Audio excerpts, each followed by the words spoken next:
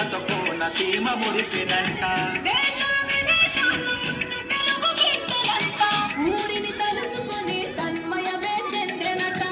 ఆట పాటలకే పట్టం కట్టి సంతోషాలకి శ్రీకారం